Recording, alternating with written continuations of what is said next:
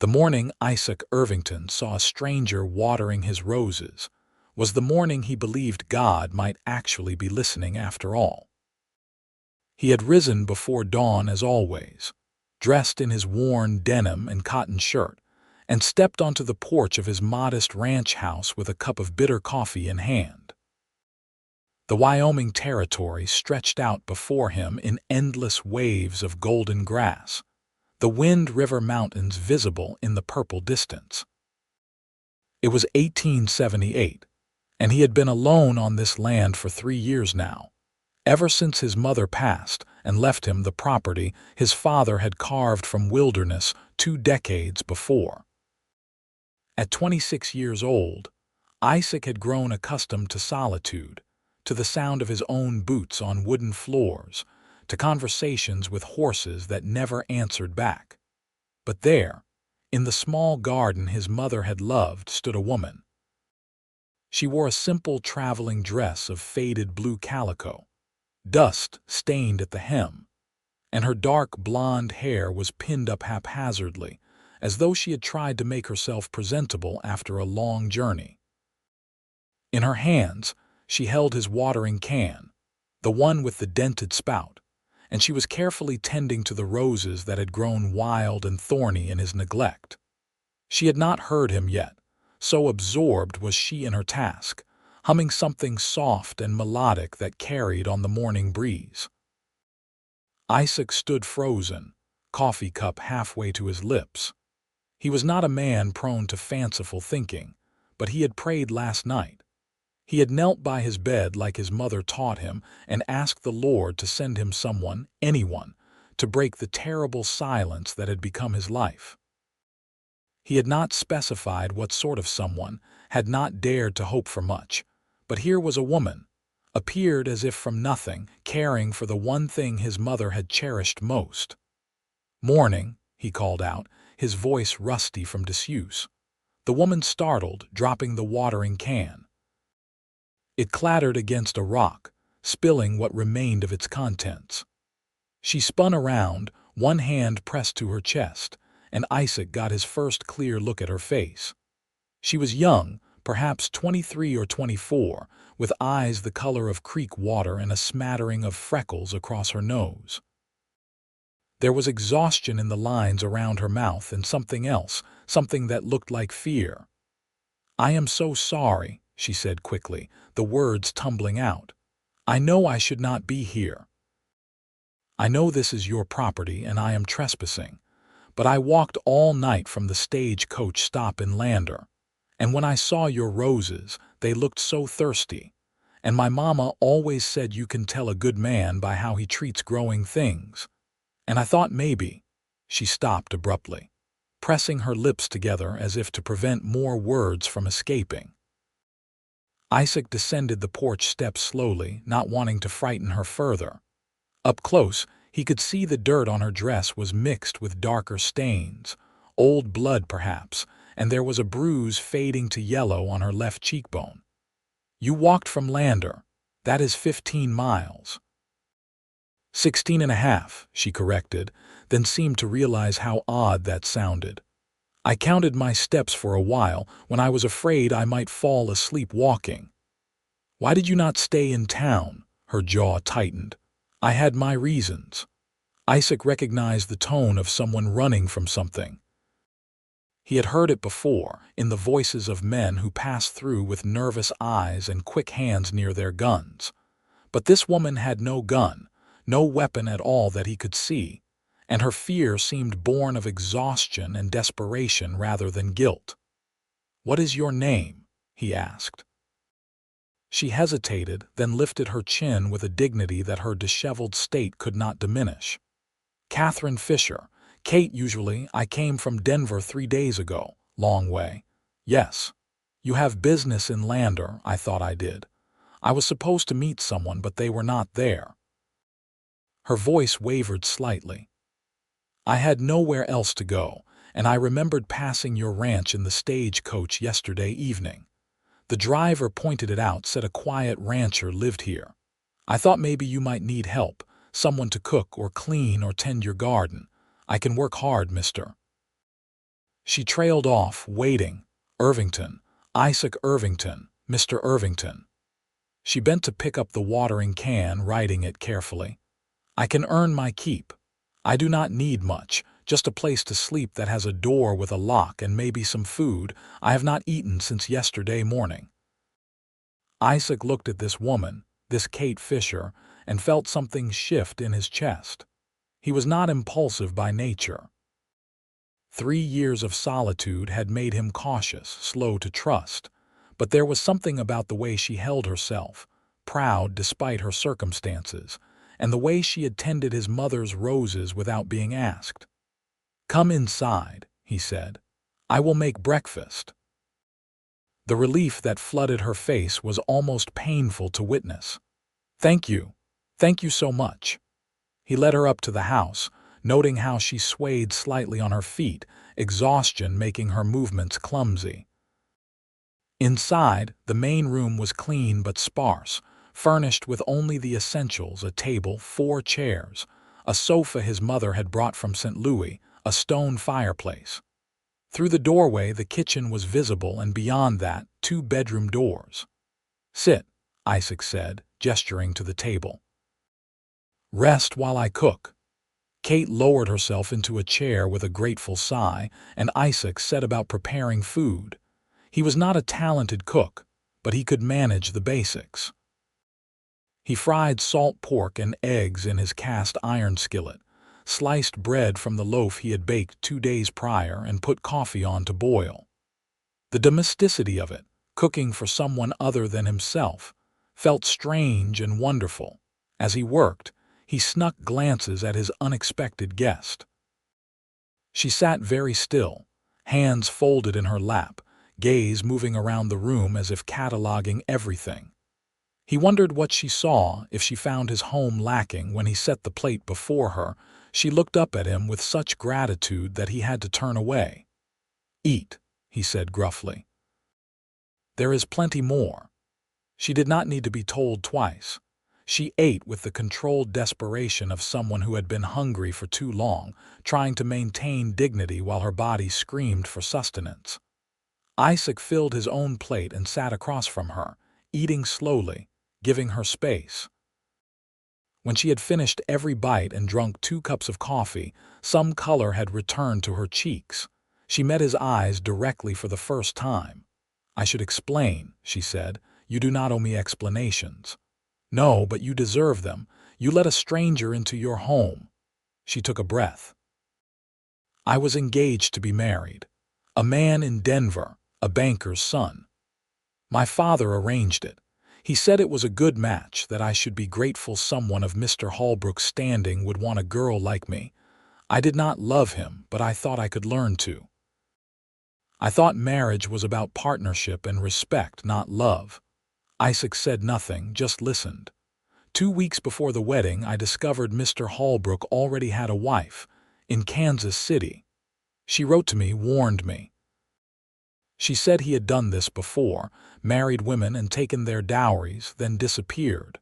She said he was dangerous, that I should run. Kate's voice remained steady, but her hands trembled slightly around her coffee cup. I confronted him.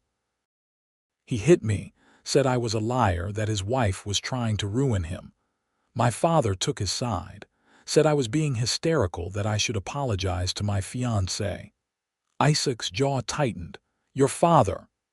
"My father cares more about social standing than his daughter's safety." The bitterness in her voice was sharp as broken glass.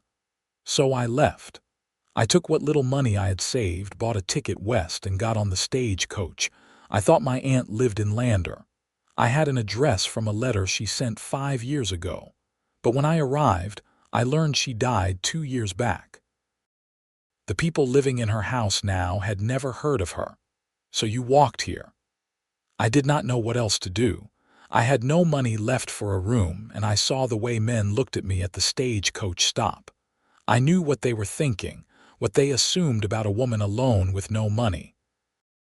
She met his eyes again. "I am not asking for charity, Mr. Irvington. I meant what I said. I can work. I can cook better than anyone I know. I can clean and sew and tend animals. I can read and write and do figures. I can make this place a home instead of just a house."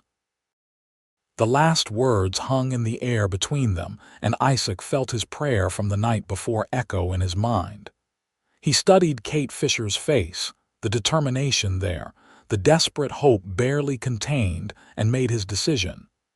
"You can stay," he said simply. "There is a bedroom, my mother's old room. It has a lock on the door. You can have your meals and a wage, 50 cents a day. In exchange, you cook and tend the house and garden.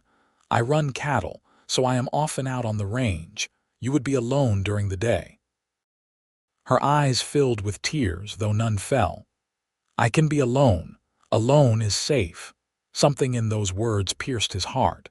He stood, gathering the dishes to give himself something to do with his hands. "The room is through there on the left. Why don't you rest today? You can start work tomorrow." "I can start now," she protested, rising. "Kate." He said her name gently and she stopped. "Rest, please."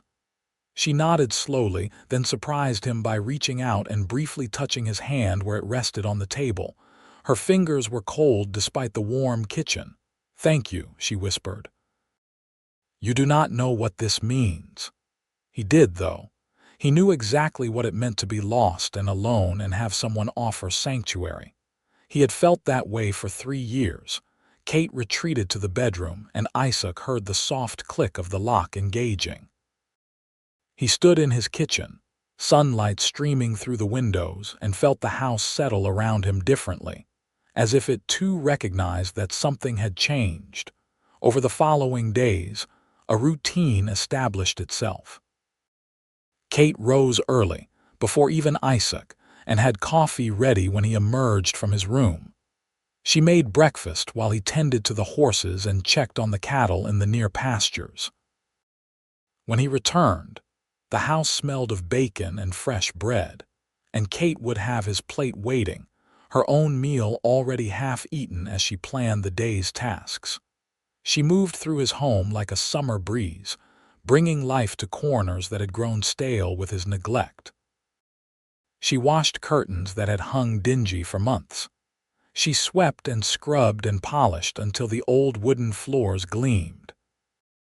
She attacked the garden with fierce determination, weeding and pruning and watering until his mother's roses began to bloom again, pink and yellow and deep red against the rough landscape. But more than the physical changes, it was her presence that transformed the place. She hummed while she worked, old hymns and folk songs that filled the silence. She left a shawl draped over the back of the sofa, a book on the side table, a hair ribbon on the kitchen counter. Small evidences that someone lived here, that the house was no longer a tomb of memories but a place where life happened. Isaac found himself lingering in the mornings, finishing his coffee slowly, listening to Kate talk about her plans for the day. She had a way of making even mundane tasks sound interesting, describing how she would rearrange the pantry or mend his spare shirts with an enthusiasm that was infectious. At night after supper, they would sit in the main room, Isaac in his father's old chair and Kate on the sofa, and talk. She told him about growing up in Denver, the daughter of a shopkeeper who had pretensions of grandeur. She talked about her mother, who had died when Kate was 16, and how the light had gone out of her childhood home after that. She spoke of books she had read, places she dreamed of seeing, her hope that somewhere in this wide territory there might be a place where she could belong. Isaac, who had spent 3 years saying perhaps 50 words a day, found himself talking too. He told her about his parents, Norwegian immigrants who had come west with nothing and built this ranch through sheer stubborn will.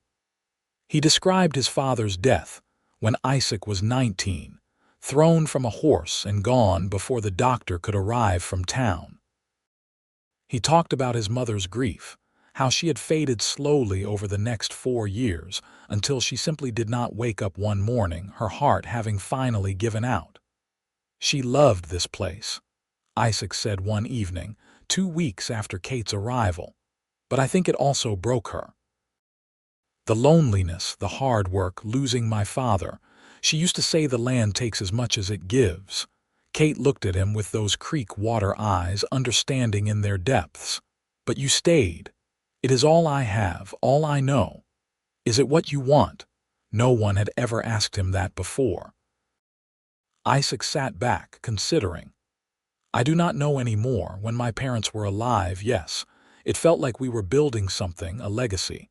But now it just feels like I am maintaining something, keeping it from falling apart. Maybe you need something new to build, Kate said softly. Their eyes met across the dimly lit room, and Isaac felt something pass between them, an understanding, a possibility. He looked away first, unsettled by the intensity of his own feelings. It had only been 2 weeks.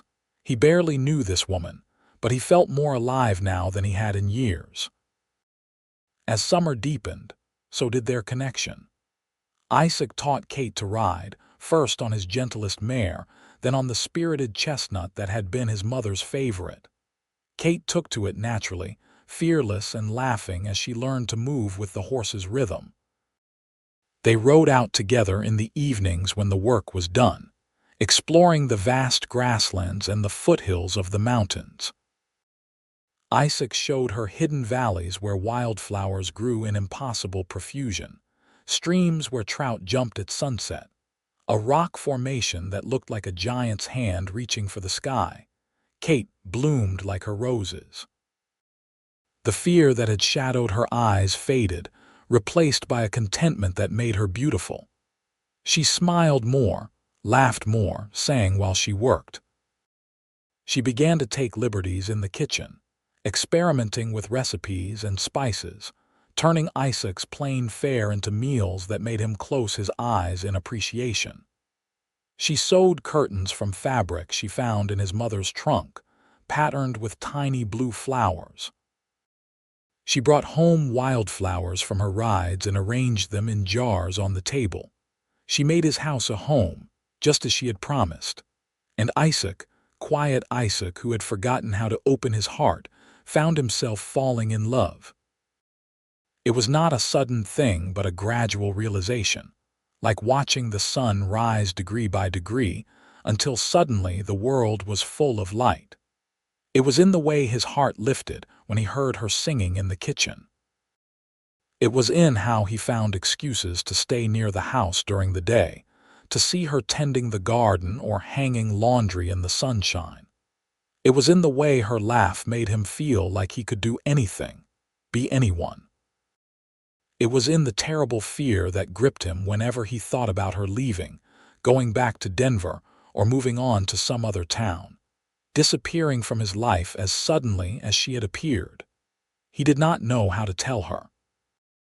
Words had never come easily to him, and these words felt too large, too important to risk saying wrong. So he tried to show her instead. He brought her small gifts from town, a ribbon the color of her eyes, a book of poetry she mentioned wanting to read, a jar of honey from the general store. He fixed the window in her room that stuck.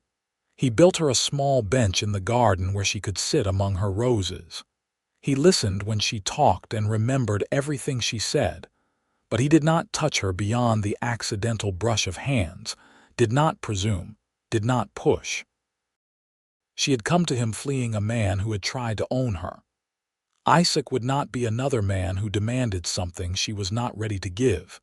Kate, for her part, seemed content with their arrangement. She never spoke of leaving, never mentioned Denver or her father or the man who had hurt her. She settled into life on the ranch as if she had always been there, as if she had been waiting all her life for this place, this quiet existence among the grass and sky. But Isaac sometimes caught her watching him with an expression he could not quite read, something like longing and fear mixed together. And he wondered if maybe, just maybe, she felt the same impossible thing he felt. The truth came out on a hot August evening, 2 months after Kate's arrival. They had ridden out to check on the cattle in the far pasture, and on the way back, a storm rolled in with shocking speed, the way summer storms did in Wyoming. The sky turned green and black, and the wind picked up until it roared like a living thing. Rain came down in sheets, soaking them instantly. Lightning split the sky. "The line shack," Isaac shouted over the thunder, pointing toward a small cabin visible in the distance. His father had built it years ago, a shelter for cowboys during roundup season. "We have to wait it out." They urged the horses into a gallop, racing the storm. By the time they reached the shack and got the horses secured under the lean-to, they were both drenched and shivering despite the warm air. Isaac pushed open the door, and they stumbled inside. The shack was basic, just one room with a pot-bellied stove, a narrow cot, a table, and 2 chairs. Supplies were stacked in the corner, canned goods and blankets and firewood.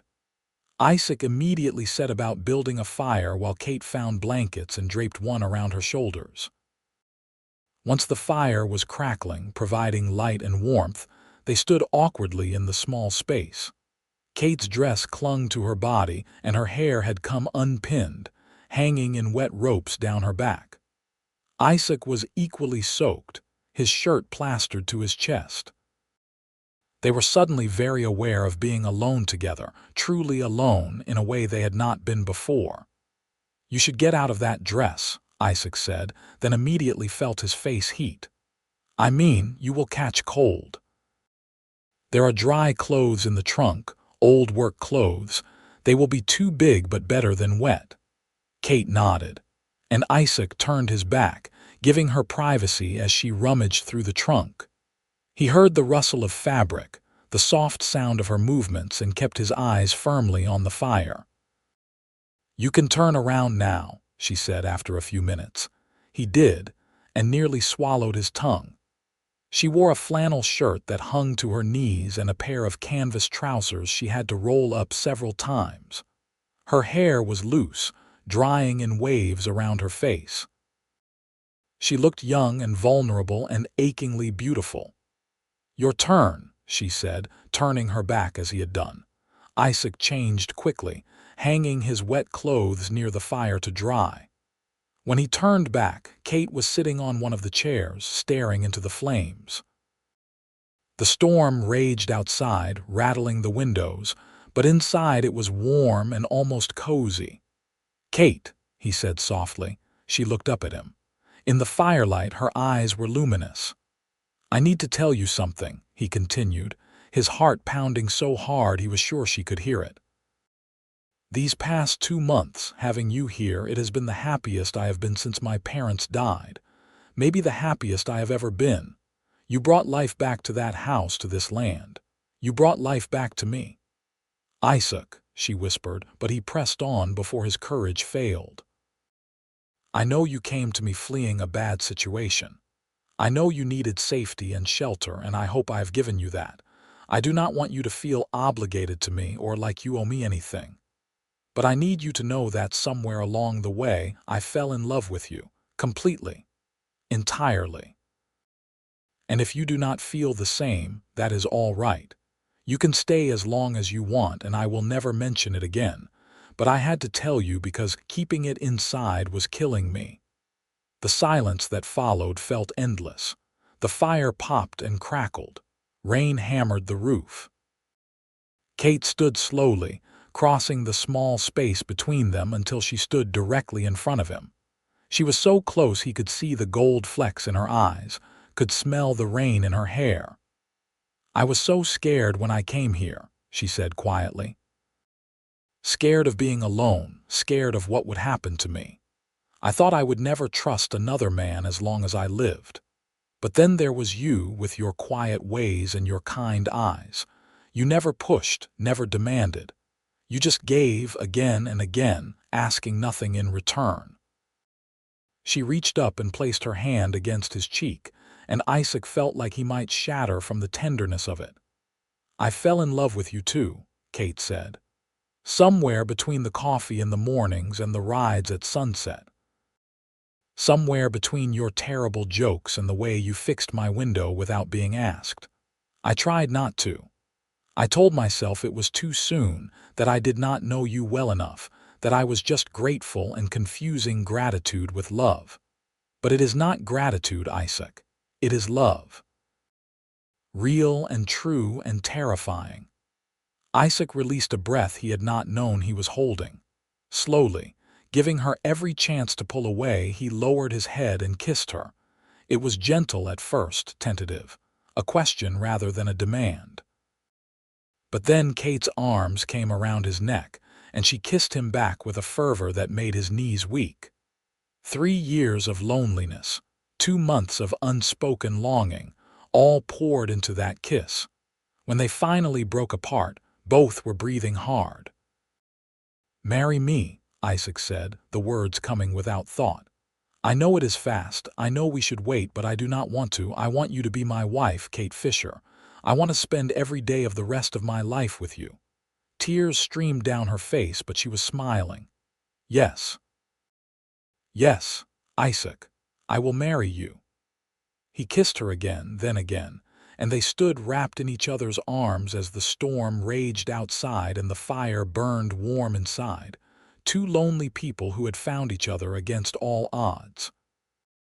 They stayed in the lined shack until the storm passed, sitting close together on the narrow cot, talking and kissing and planning their future. By the time they rode back to the ranch house under clearing skies, the stars were emerging, bright and numerous above them. 3 weeks later, on a Sunday in early September, Isaac and Kate were married in the small church in Lander. The ceremony was simple, attended by the ranchers and townspeople who had come to know Kate through her trips to town for supplies.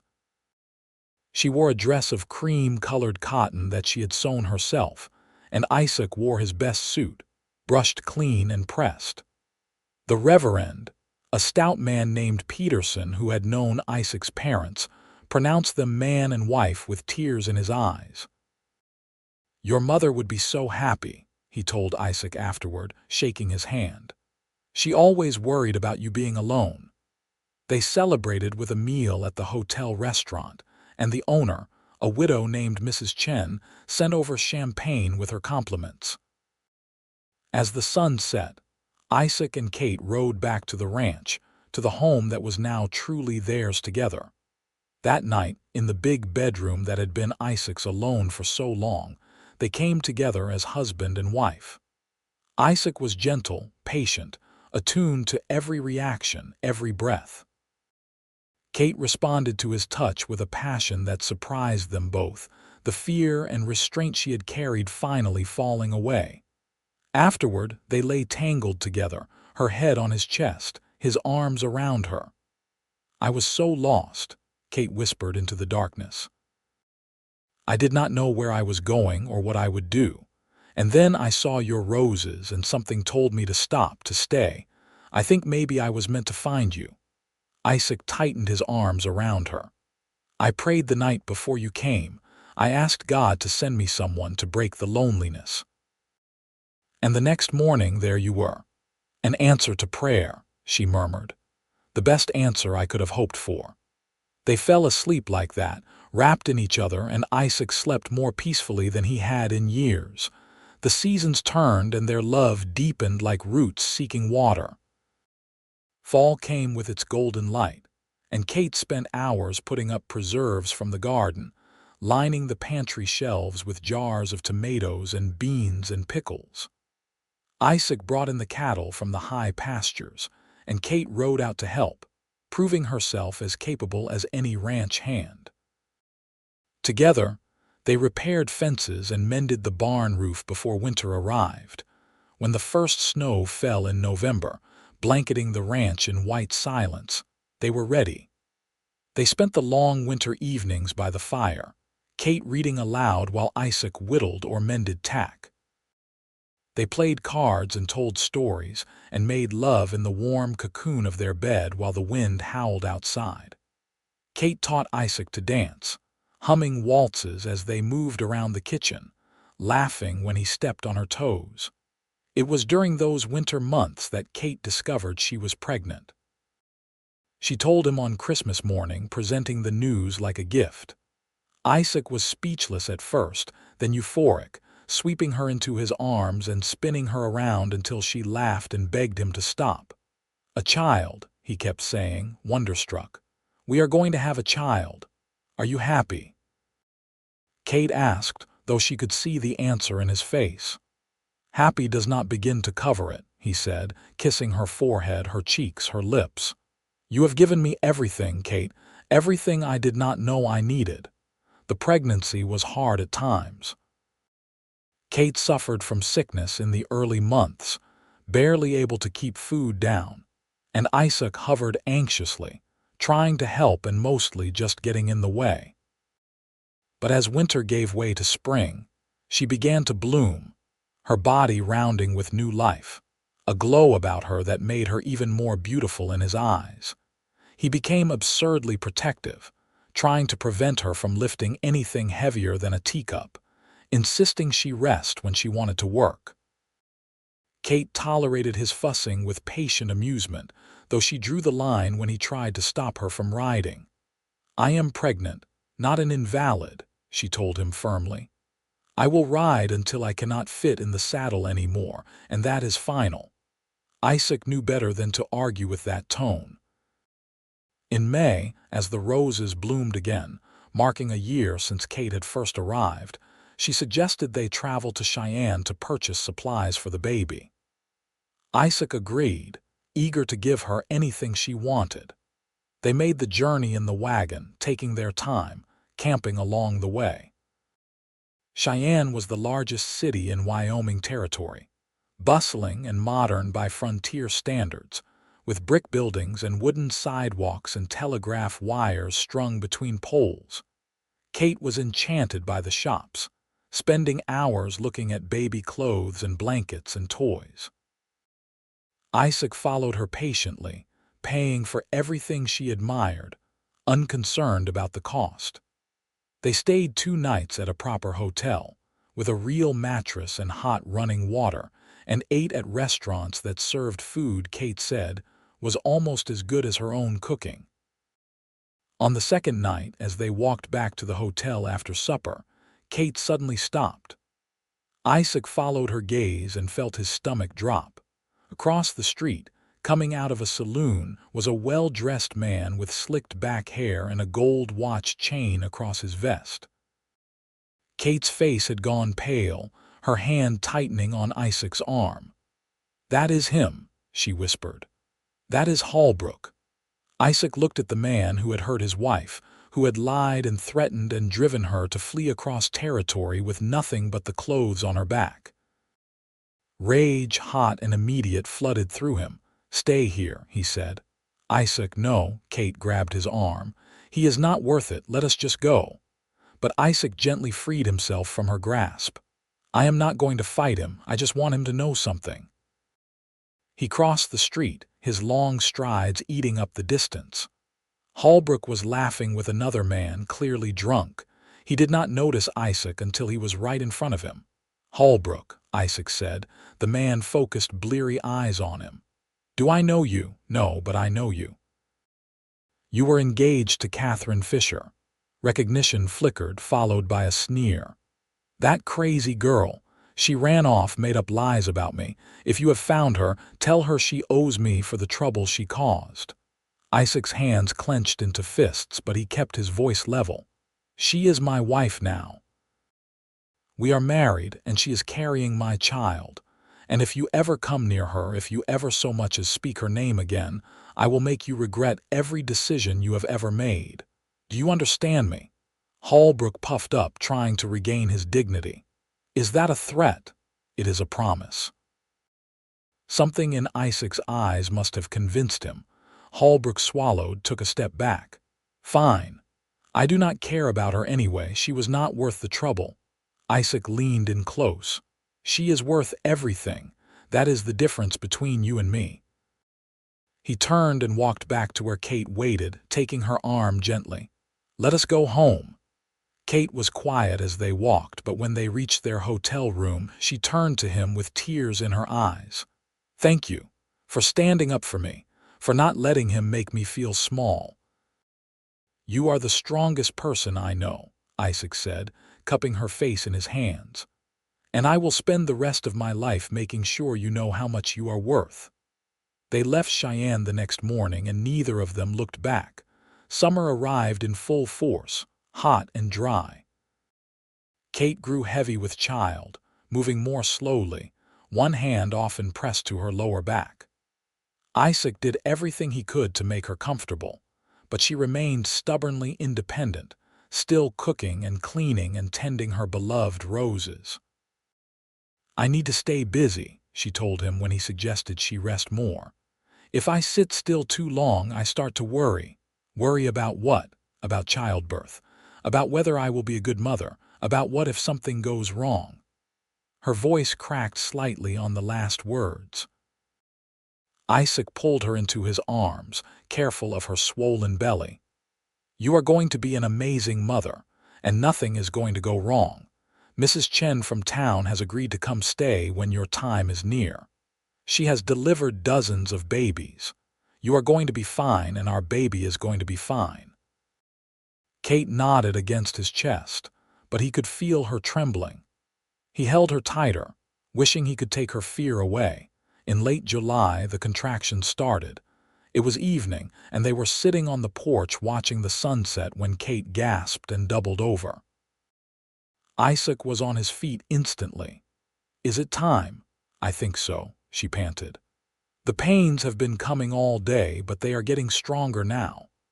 Isaac helped her inside, settled her on their bed, and then rode like the devil was chasing him into Lander to fetch Mrs. Chen.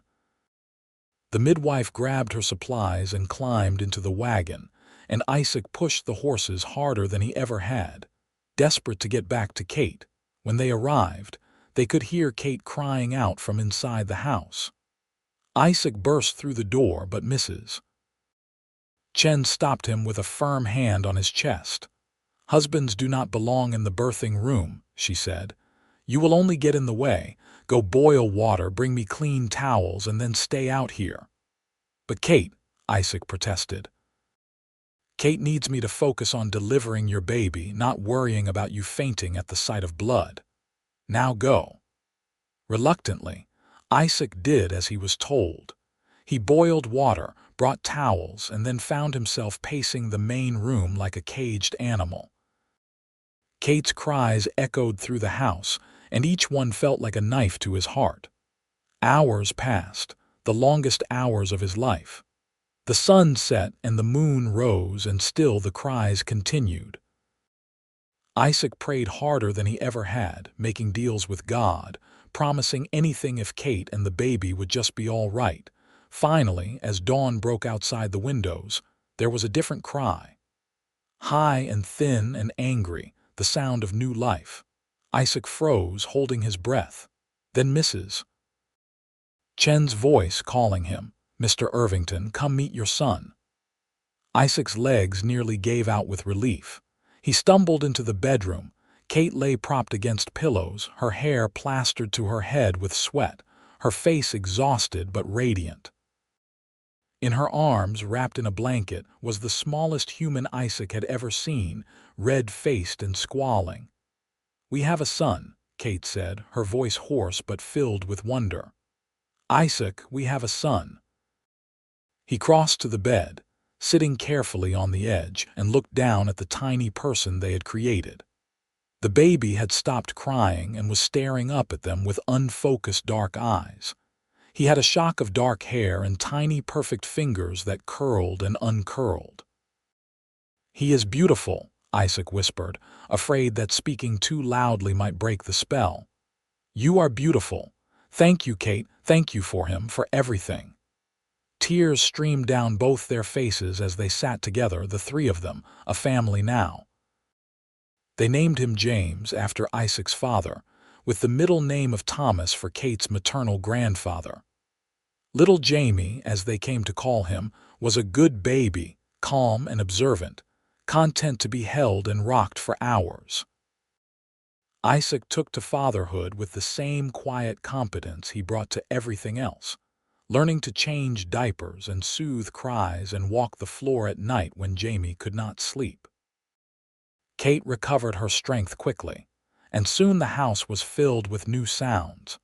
Jamie's coos and gurgles, Kate singing lullabies, Isaac's deep voice reading stories even though the baby was too young to understand.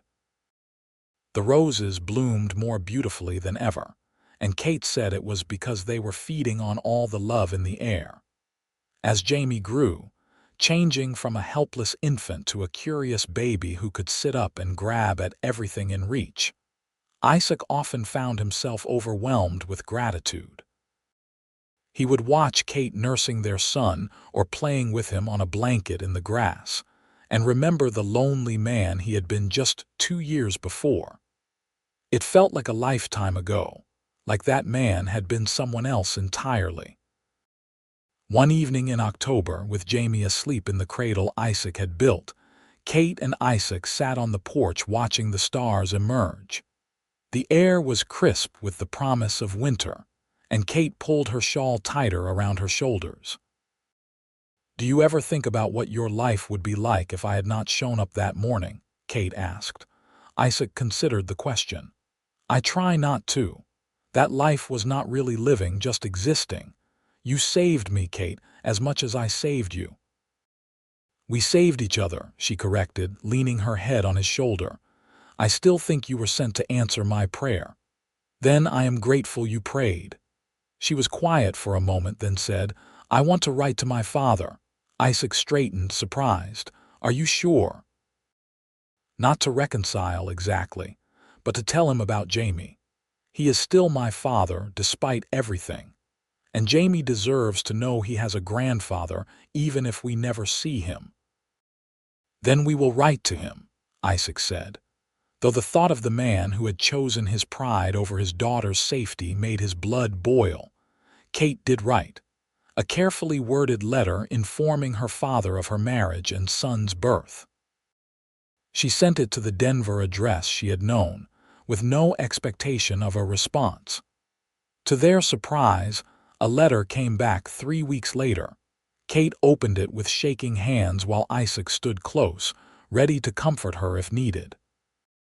She read in silence, her expression unreadable, then folded the letter carefully. "He says he is glad I am well. He says he was wrong not to believe me about Holbrook, that the man was arrested 6 months ago for fraud and bigamy. He says he would like to meet his grandson someday if I would allow it." "What do you want to do?" Isaac asked. Kate looked at him with those creek water eyes that he loved. "I want to think about it. Maybe in a year or two when the hurt is not so fresh, but not now. Right now, I just want to be here with you and Jamie in the life we have built. Then that is what we will do." And they did. The years passed gently, marked by the changing seasons and Jamie's growth. He learned to walk holding onto the furniture, then on his own, toddling around the house with determined steps. He learned to talk, calling Isaac Papa and Kate Mama in his sweet, piping voice. He loved the horses and the wide open spaces, and would sit for hours watching his father work, asking endless questions that Isaac answered with patient good humor. When Jamie was 3, Kate became pregnant again. This time the sickness was worse, and Isaac worried constantly, but Kate assured him she was fine. Their daughter was born in the spring, an easy birth that took only a few hours. They named her Margaret after Isaac's mother, calling her Maggie. She had her mother's blonde hair and her father's quiet demeanor, content to observe the world with solemn eyes. Jamie was fascinated by his little sister, wanting to hold her and help care for her.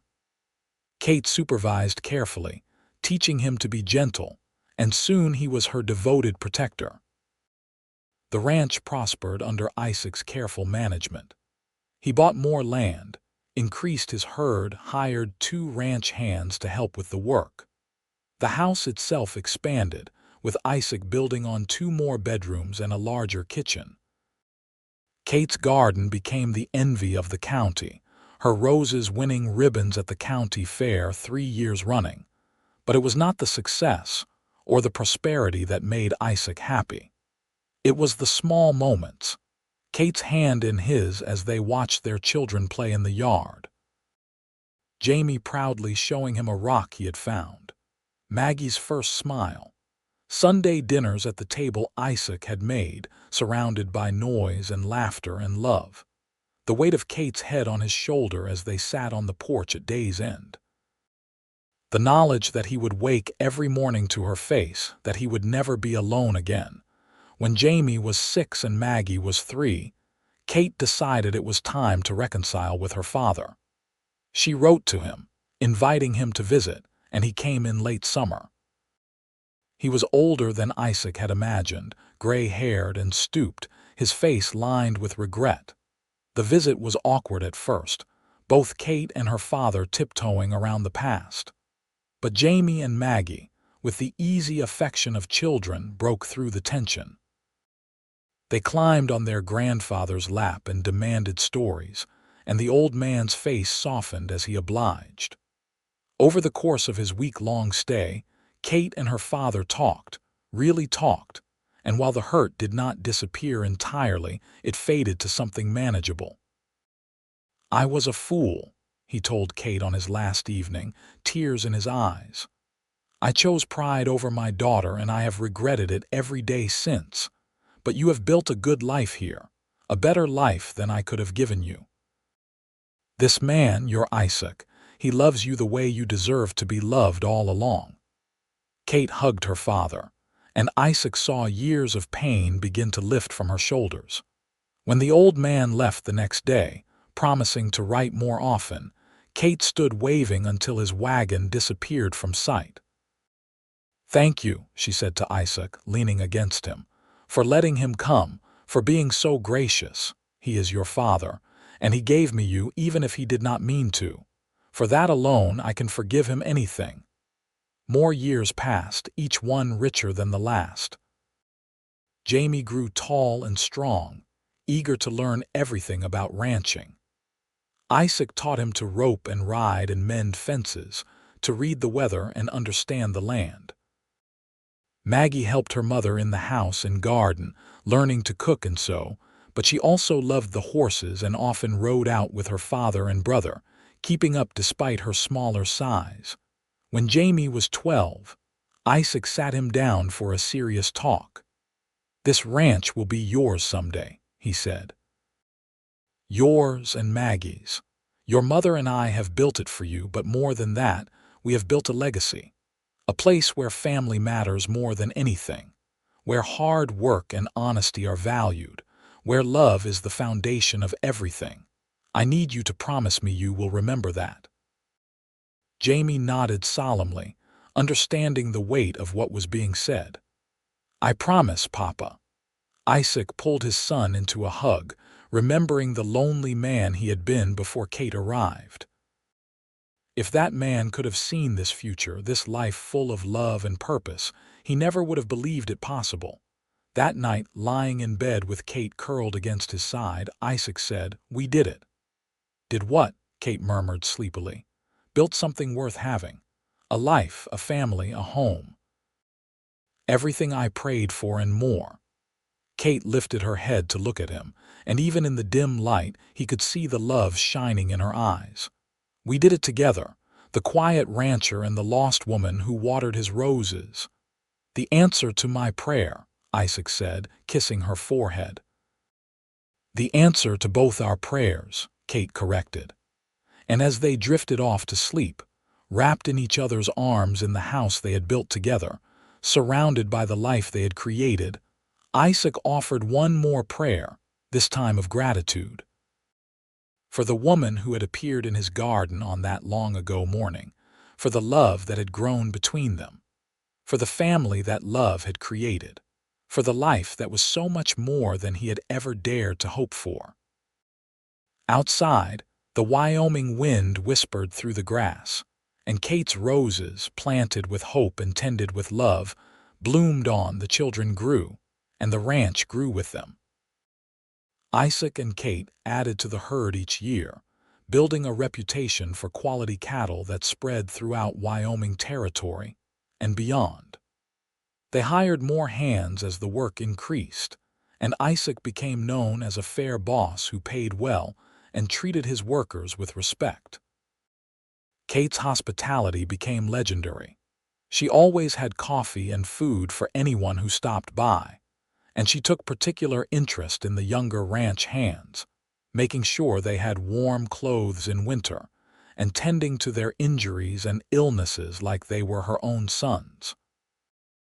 Jamie, at 15, was already as tall as his father, with Isaac's steady temperament and Kate's warm smile. He had a natural gift with horses that even the seasoned cowboys admired. Maggie, at 12, was turning into a beauty, with her mother's creek water eyes and her father's quiet strength. She was equally comfortable in the kitchen and the saddle, moving between the two worlds with easy grace. One spring evening, when the children were off at a neighbor's ranch for a barn dance, Isaac and Kate found themselves alone for the first time in weeks. They sat on the porch they had rebuilt twice over the years, each iteration larger and more comfortable than the last. Kate's head rested on Isaac's shoulder, and they watched the sunset paint the sky in shades of gold and pink. "You remember the night in the line shack?" Kate asked suddenly. "When you told me you loved me," Isaac smiled. "I was terrified. I thought you might run off into the storm rather than hear it. I was terrified, too. I thought I was imagining that you might feel the same way."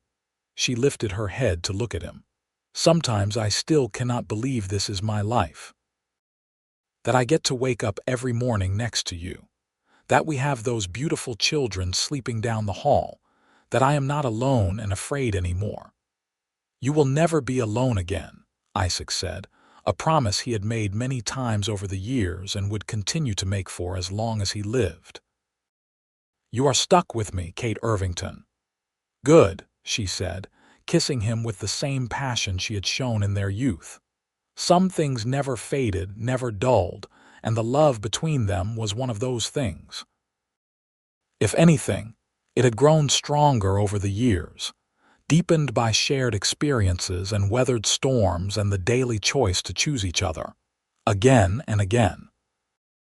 When the children returned home that night, flushed and happy from dancing, they found their parents still on the porch, Kate sitting on Isaac's lap, both of them laughing about some private joke. Jamie and Maggie exchanged knowing looks. They had grown up surrounded by their parents' love, and it had shaped them in ways they would not fully understand until they were older. It had taught them what marriage should look like, what partnership meant, how love was not just a feeling but a series of actions, repeated daily. The next few years brought changes. Jamie fell in love with a rancher's daughter from 2 counties over, a spirited girl named Sarah with red hair and freckles. He brought her home to meet his parents, nervous and hopeful, and Kate welcomed her with open arms. The wedding took place the following summer, a grand affair with half the territory in attendance. Isaac walked beside Kate as they watched their son exchange vows, and both of them cried unashamedly. "He is so young," Kate whispered. "He is older than I was when I fell in love with you," Isaac reminded her. "That is different." "How? I do not know, it just is." But she was smiling through her tears. Jamie and Sarah settled into the ranch, building a small house on the north section of the property. Jamie worked alongside his father, learning the business side of ranching as well as the practical skills. Within a year, Sarah was pregnant, and Kate was beside herself with excitement at the prospect of becoming a grandmother. Maggie, meanwhile, announced at 16 that she wanted to become a teacher. There was a small schoolhouse in Lander, and the teacher there was getting too old to continue. Maggie had been helping her occasionally and had discovered a passion for education. Kate and Isaac supported her decision completely, though Isaac privately mourned the knowledge that his little girl was growing up so fast. "She is not leaving," Kate reminded him. "She will just be in town during the week and home on weekends." "I know. I just remember when she was small enough to sit in the palm of my hand." You remember wrong. She was a full-sized baby. Isaac chuckled, pulling Kate close. You know what I mean. And he did remember with crystal clarity all the moments that had led them here. The first time he had held each of his children. Their first steps, first words, first rides on horseback. The scraped knees he had bandaged and the bad dreams he had soothed away. The pride he felt watching them grow into good, kind, capable people. The knowledge that he and Kate had done this, had created these lives and nurtured them into something beautiful. Jamie's first child, a boy they named Isaac James, arrived in the spring of 1896. Isaac held his grandson in his arms and felt the circle complete. He was 44 years old, and he had been blessed beyond measure. Kate, at 41, was still as beautiful to him as the day he first saw her watering his roses. Maybe more so, because her beauty now was layered with shared history, with the life they had built together. As little Isaac grew, the older Isaac taught him the same things he had taught Jamie, passing down the knowledge his own father had given him. The cycle continued, generation to generation, each one standing on the shoulders of those who came before. Maggie became the schoolteacher in Lander, beloved by her students and their parents. She was courted by several young men over the years, but she was particular, refusing to settle for anything less than the kind of love her parents shared. At 21, she met a lawyer from Cheyenne who had moved to Lander to open a practice. His name was Daniel, and he was quiet and bookish, with a gentle humor that complemented Maggie's more serious nature. They courted for a year before he asked Isaac for permission to marry her. "Do you love her?" Isaac asked bluntly. "More than anything," Daniel answered without hesitation. "Will you treat her well, honor her, make her happiness your priority? I will spend every day trying to be worthy of her." Isaac studied the young man, seeing sincerity in his eyes. "Then you have my blessing. But know this, if you ever hurt her, you will answer to me." Daniel nodded, understanding the promise and the threat in those words. Maggie and Daniel were married in the fall, and while Isaac's heart ached a little to see his daughter leave the ranch permanently, he was happy for her. She deserved a love like he and Kate had found. The years continued their steady march. Isaac and Kate's hair turned gray, and lines deepened around their eyes and mouths, but they were happy lines, earned through years of laughter and love. The ranch continued to prosper under Jamie's management, with Isaac stepping back gradually, content to advise rather than direct. Kate's garden remained her pride and joy, though she now had Sarah's help in maintaining it. The roses still bloomed every year, a living reminder of how their story began. Grandchildren arrived with delightful regularity. Jamie and Sarah had 4 children, 2 boys and 2 girls, each one a unique blessing. Maggie and Daniel had 3, all boys, who spent their summers at the ranch learning to ride and rope and work the land. The house was often full of noise and chaos and love, just as it should be. On a warm summer evening in 1905, Isaac and Kate sat on their porch, now weathered by years and countless conversations. They were both 63 years old, married for 27 years, together for 27 years and a handful of months. Their eldest grandson, Isaac James, was preparing to take over primary management of the ranch from Jamie, who would step into the advisory role his father now held. The cycle continued, the legacy passed down. "You ever think about that night you prayed?" Kate asked, echoing a conversation they had had many times over the years. "All the time," Isaac admitted. "I think about the man I was, so lonely he could barely remember what it felt like to be happy. And then I think about everything that came after. You, Jamie, Maggie, all the grandchildren. This life we built together, it is more than I ever imagined possible." "I think about that morning too," Kate said softly. "Watering your roses because I did not know what else to do. I was so lost, Isaac. I thought I would spend the rest of my life running, never belonging anywhere. And then you invited me inside, and you gave me coffee and breakfast and hope." "You gave me hope too," Isaac said. "You were the answer to a prayer I barely had the faith to voice." They sat in comfortable silence, watching the sun sink toward the horizon. In the distance, they could hear the grandchildren playing, their laughter carried on the evening breeze. Jamie and Sarah's house showed lamplight in the windows. The cattle lowed in the far pasture. The roses perfumed the air. "Thank you," Isaac said suddenly. Kate turned to look at him, smiling. "For what? For staying, for loving me, for building this life with me, for every morning and every night and every moment in between." "Thank you," Kate echoed, "for seeing me that morning, for taking a chance on a desperate woman who showed up uninvited, for loving me through the fear and the healing, for being the man I did not know I was waiting for." Isaac kissed her then, a kiss that held 27 years of love and passion and partnership. When they pulled apart, both were smiling, eyes bright with tears. "I would do it all again," Isaac said. "Every moment, every challenge, every joy, I would choose you every time." "And I would choose you," Kate replied, "always and forever." As the stars began to appear in the darkening sky, they remained on their porch, hands intertwined, hearts beating in rhythm. The quiet rancher who had prayed for someone to break his loneliness.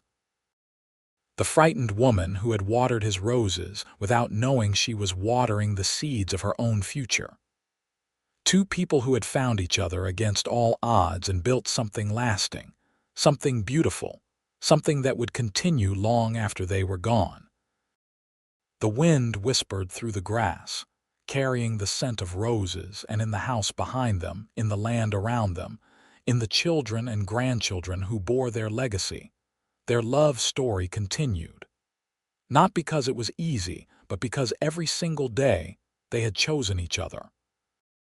And that choice, made again and again across nearly 3 decades, had created something precious beyond measure, a life well lived, a love that endured, an answer to prayer that exceeded anything either of them could have asked for. And in the quiet of that Wyoming evening, with the woman he loved beside him and the life they had built surrounding them, Isaac Irvington was content, more than content. He was blessed. The seasons turned on, relentless and beautiful, and Isaac and Kate turned with them. Their bodies aged as bodies do, but their love remained constant. Isaac's hands grew gnarled with arthritis, but they still reached for Kate each morning. Kate's steps slowed, her back sometimes aching from all the years of work, but she still tended her roses with devoted care. They celebrated their 30th wedding anniversary in 1908 with a grand party that brought together family from across the territory. All 7 grandchildren were there, ranging in age from 12 to 19. Jamie and Sarah, now parents of adult children themselves, had organized everything. Maggie and Daniel came from Lander with their 3 boys. Kate's father, ancient now at 87, made the trip from Denver with the help of a nurse. Even some of the old ranch hands who had worked for Isaac over the years showed up to celebrate. A telegram arrived that morning from the new governor of Wyoming, congratulating them on 30 years of marriage and thanking them for their contributions to the territory's growth.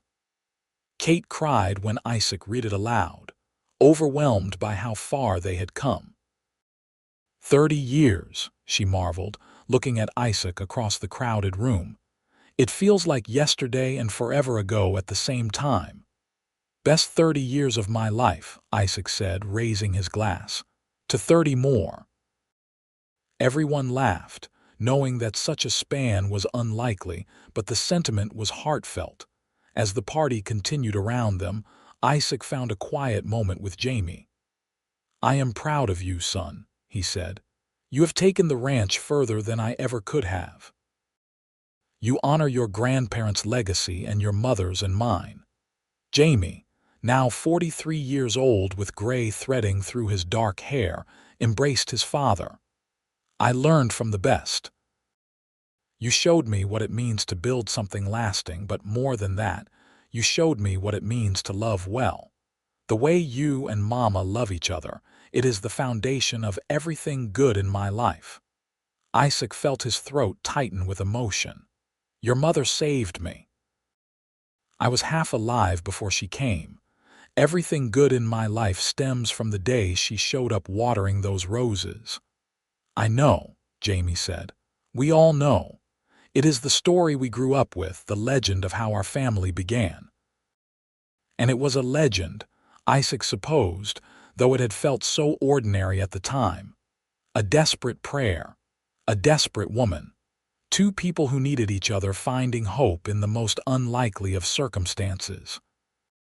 The party wound down as evening fell, and eventually it was just Isaac and Kate again, sitting on their beloved porch. Kate was tired but happy, her eyes bright as she recounted the day's events. "Did you see little Isaac's face when he was playing with the other children? He is going to be a heartbreaker just like his grandfather." Isaac snorted. "I was never a heartbreaker." "You broke my heart," Kate said softly, "and then you put it back together again, stronger than before." Isaac pulled her close, and they sat in the gathering darkness, listening to the familiar sounds of the ranch settling for the night. 2 years later, in the spring of 1910, Kate fell ill. It started as a cough she could not shake, then developed into something more serious. The doctor from Lander came, examined her, and took Isaac aside with a grave expression. "It is her lungs," he said quietly. "I am afraid there is not much I can do. Keep her warm, keep her comfortable. Pneumonia at her age. I am sorry, Isaac." Isaac felt the world tilt beneath his feet. "How long? Days, maybe weeks. I cannot say for certain." He went to their bedroom where Kate lay propped up on pillows, looking small and frail in their big bed. When she saw his face, she knew. "Come here," she said, patting the bed beside her. Isaac sat, taking her hand carefully as if she might break. "Kate, I know," she said simply. "I can feel it. My body is tired, Isaac. It has been a good body, carried me through a lot, but it is ready to rest." "I am not ready," Isaac said, his voice breaking. "I am not ready to lose you." "You will never lose me," Kate said firmly. "I will always be with you. In the roses, in the children, in every sunrise and sunset you watch from that porch, in every memory we made together. I will always be with you." "It is not enough," Isaac whispered, tears streaming down his face. "I need you here beside me. I need to hear your voice and see your smile. I need you, Kate." "And you have had me," she said gently, reaching up to wipe his tears. "For 32 beautiful years you have had me. We have had each other. How many people can say they found a love like ours?" "We were blessed, Isaac, so incredibly blessed." The family gathered over the next few days. Jamie and Sarah moved into the main house with their youngest, who was still living at home. Maggie came with Daniel and their boys. The older grandchildren came whenever they could. The house was full again, but this time the energy was somber, waiting. Kate held court from her bed, insisting on seeing each grandchild individually. She gave them advice and blessings, told them stories about their parents as children, made them promise to take care of each other. She spoke with Jamie about the ranch, with Maggie about her teaching, with Sarah about the garden. She thanked Daniel for loving her daughter. She squeezed the hand of her elderly father, who wept at her bedside, and told him she forgave him everything. But mostly, she wanted Isaac. He barely left her side, sleeping in a chair next to the bed, holding her hand through the long nights. They talked about everything and nothing. They relived their favorite memories. They laughed at old jokes. They cried together. "You remember the storm?" Kate asked one night, her voice thin but clear. "The night in the line shack when you told me you loved me, I remember," Isaac said. "I remember being so scared you would not feel the same. I was scared too, scared of how much I already loved you, scared of being hurt again." She smiled weakly. "But you never hurt me, Isaac, not once in all these years. You kept every promise you made that night." "I tried," he said, bringing her hand to his lips. "God knows I tried." "You succeeded," Kate whispered. "You gave me everything I never knew I needed. A home, a family, love, safety, purpose. You saw me that morning in the garden, really saw me, and you gave me a chance when you did not have to. You changed my life, Isaac Irvington." "You changed mine," he said. "You were the answer to my prayer, Kate, the answer to every prayer I had not even thought to pray." On a quiet Tuesday morning in April, with Isaac holding her hand and sunlight streaming through the window to warm her face, Catherine Fisher Irvington took her last breath. She was 68 years old. She died peacefully, without pain, with a slight smile on her face as if she could already see what waited on the other side. Isaac felt her go, felt the moment her spirit left her body, and something broke inside him. He laid his head on her chest and wept, great racking sobs that shook his whole body. Jamie found him like that an hour later and gently pulled him away, holding his father as Isaac had once held him when he was small and frightened. They buried Kate in a spot overlooking the ranch, with a view of the mountains she had loved and the garden she had created. Her roses, transplanted from the house, were planted all around her grave. The funeral was attended by seemingly everyone in the county. Person after person spoke about Kate's kindness, her generosity, the way she made everyone feel welcome. The ranch hands talked about how she treated them like family. The neighbors spoke of her helpfulness. The grandchildren shared stories that made people laugh and cry. Isaac could barely speak, but he stood at the end and managed a few words. "She saved me," he said simply. "I was lost and she found me. I was alone and she stayed. I was half a person and she made me whole. For 32 years she was my partner, my best friend, my love. The world is dimmer without her light, but I am grateful, so grateful that I got to walk beside her for as long as I did." The days after were dark. Isaac went through the motions of living but felt hollowed out, as if some essential part of him had been buried with Kate. He sat on the porch where they had spent so many evenings together and felt her absence like a physical weight. The house was too quiet. The bed was too big. The world was too empty. Jamie worried about him, gently suggesting he move in with them, but Isaac refused. "This is my home," he said. "Mine and your mother's. I cannot leave it." "Then let us stay with you," Jamie offered. Isaac shook his head. "You have your own life, your own home. I will be all right. I just need time." Time passed, though it felt meaningless to Isaac. Weeks became months. Summer arrived, and the roses bloomed as abundantly as ever, as if Kate's spirit was feeding them. Isaac tended them religiously, doing the work Kate had done, finding some small comfort in the familiar tasks. Slowly, gradually, the sharp edge of grief dulled to an ache he could live with. He began to see Kate everywhere, not as a haunting but as a blessing. In the sunrise that painted the sky in colors she had loved, in the laughter of grandchildren playing in the yard she had tended, in the smooth operation of the ranch she had helped him build, in every rose that bloomed. He found journals she had kept over the years, tucked away in a trunk. He read them late at night, hearing her voice in the written words. She had documented their life together, the big moments and the small, the births of their children, the first time Jamie rode alone, Maggie's graduation, the day they paid off the last debt on the ranch, quiet evenings on the porch, Sunday dinners, arguments and reconciliations, the everyday magic of a life well lived together. On one of the last pages, dated just weeks before she fell ill, Kate had written, "I am not afraid of dying." I have lived a full life, richer than I ever imagined possible. But I worry about Isaac. He loves so deeply, and I fear my leaving will break something in him. If he reads this someday, I want him to know, keep living. Do not just exist, truly live. Find joy in the grandchildren. Watch the sunsets. Tend the roses. Remember me with happiness, not sorrow. I was blessed to be your wife, and I will wait for you on the other side, but do not hurry to join me. Live, my love. Live fully and well. That is the greatest gift you can give me. Isaac read those words through tears, and something shifted inside him. Kate was right. She had always been right. He had been given a gift, 32 years with the love of his life.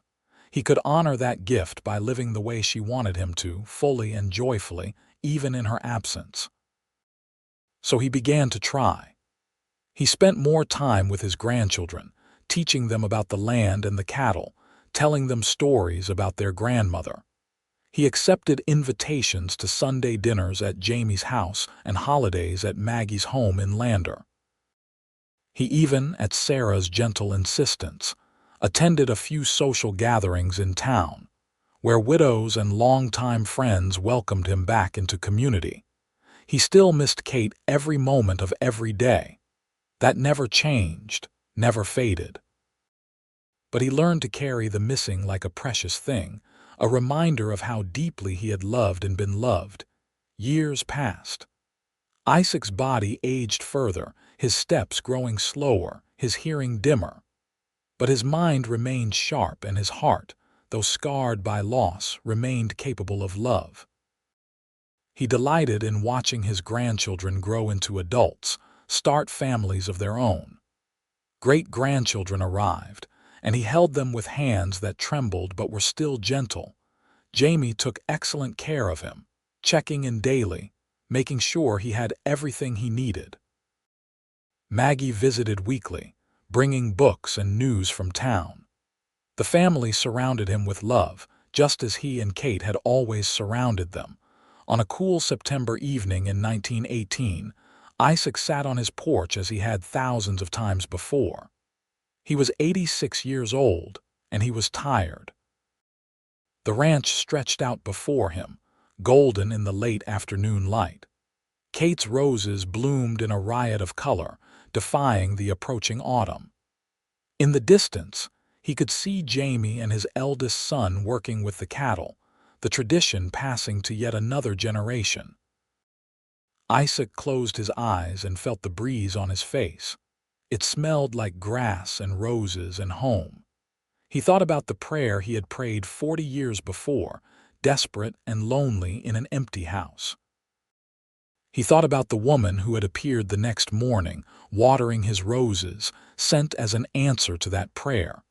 He thought about every moment that had followed, the fear and hope in Kate's eyes that first day, the night in the line shack when he told her he loved her, their wedding day, the births of their children, decades of mornings and evenings, work and rest, laughter and tears, building a life together brick by brick, day by day, choice by choice.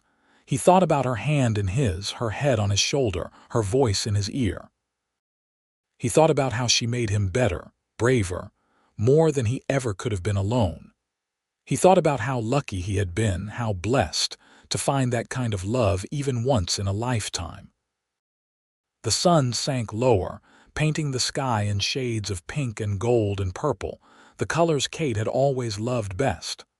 Isaac felt a peace settle over him, deep and complete. "I am ready," he whispered to the wind, to Kate, to whatever came next. "I am ready to come home to you."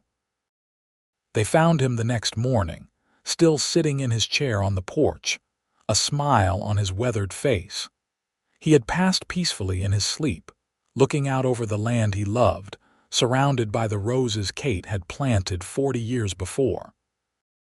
They buried him next to Kate, their graves side by side overlooking the ranch. The roses grew wild around them, blooming year after year, a living testament to where their love story began. The ranch continued to prosper, passed down through the generations, and with it, The story of the quiet rancher and the woman who watered his roses. It became a family legend, told to children and grandchildren, a reminder of how love can save us, how two broken people can heal each other, how a single prayer can change everything. How sometimes when you are lost and desperate, you might find exactly what you need in the most unexpected place.